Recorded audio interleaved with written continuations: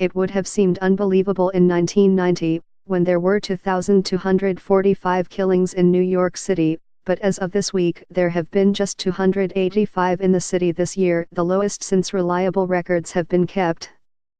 In fact, crime has fallen in New York City in each of the major felony categories: murder and manslaughter, rape, assault, robbery, burglary, grand larceny, and car thefts, to a total of 94,806 as of Sunday, well below the previous record low of 101,716 set last year.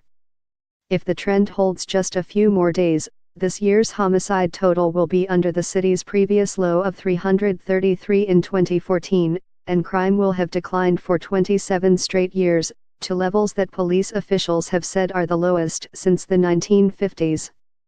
The numbers, when taken together, portray a city of 8.5 million people growing safer even as the police, under Mayor Bill de Blasio, use less deadly force, make fewer arrests and scale back controversial practices like stopping and frisking thousands of people on the streets. There is no denying that the ARC is truly exceptional in the unbroken streak of declining crime. William J. Bratton, who retired from his second stint as police commissioner last year, said. But officials see one area of concern: an uptick in reports of rapes toward the end of the year.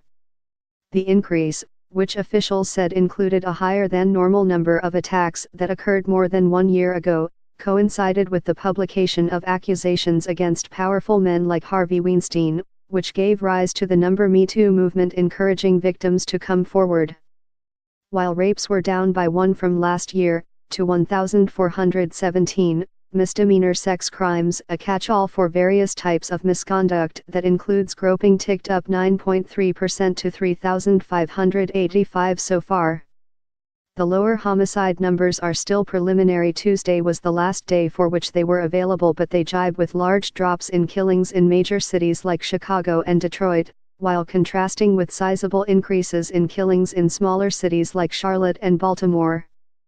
The city today is a far cry from what it was when Mr.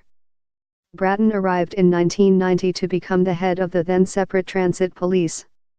Not only were there 2,245 killings that year, but there were more than 527,000 major felony crimes and more than 5,000 people shot. Shootings have plunged to 774 so far this year, well below last year's record low of 998.